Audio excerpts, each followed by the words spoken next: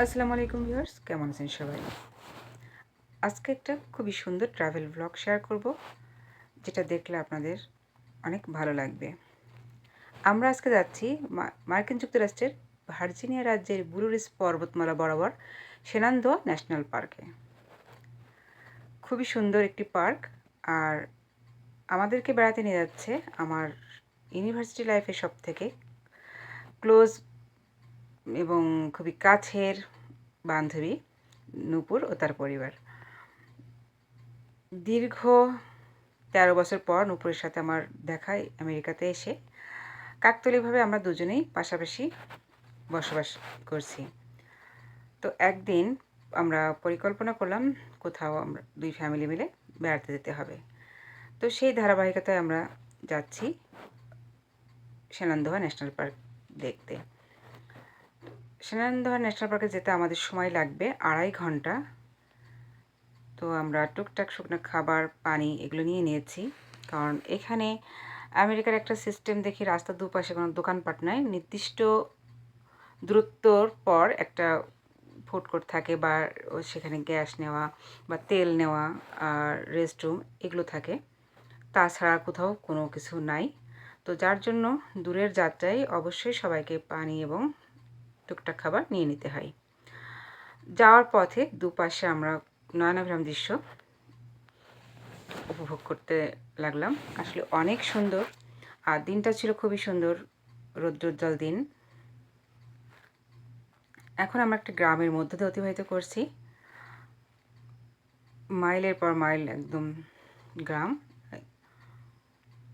আর এখানে আরেকটা জিনিস লক্ষণীয় যে রাস্তার দুপাশে খুব বেশি জনবসতি দেখা যায় না।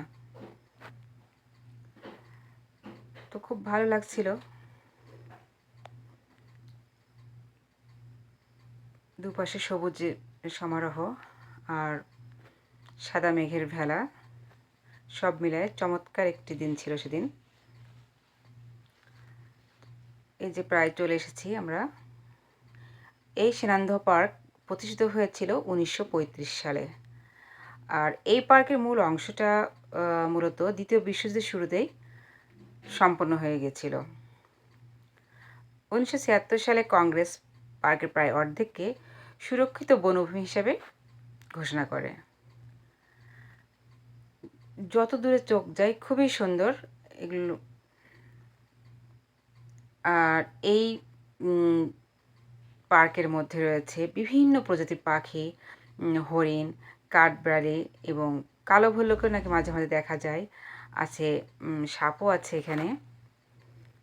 তো এটা আমরা গাড়িতে করেই ঘুরছি অনেক দূর পর্যন্ত। তো আমরা যেখানে বেশি ভালো লাগছে সেখানে গাড়ি থামিয়ে আমরা কিছু ছবি তুলছিলাম।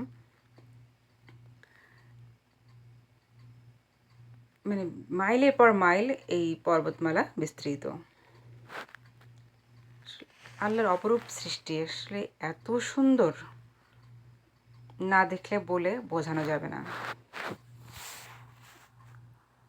একদম মানে পর্বতমালা যতদূর চোখ যায় শুধু পাহাড় আর পাহাড় এবং সবুজ গাছপালা।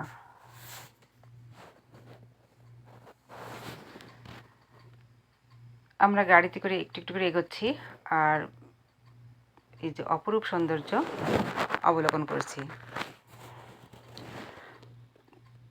মোটামুটি ১ ঘন্টা মতো আমরা এটার ভিতরে ড্রাইভ করেছিলাম।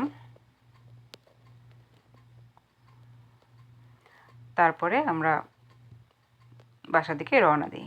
আসার পথেও একই দৃশ্য, মানে যাওয়ার পথেও যেভাবে দেখতে দেখতে গিয়েছি ঠিক আসার পথেও একই দৃশ্য আমরা দেখতে পাই।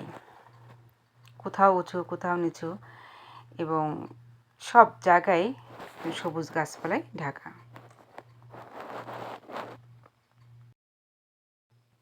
এক কথায় বলা চলে অপূর্ব অপূর্ব অপূর্ব।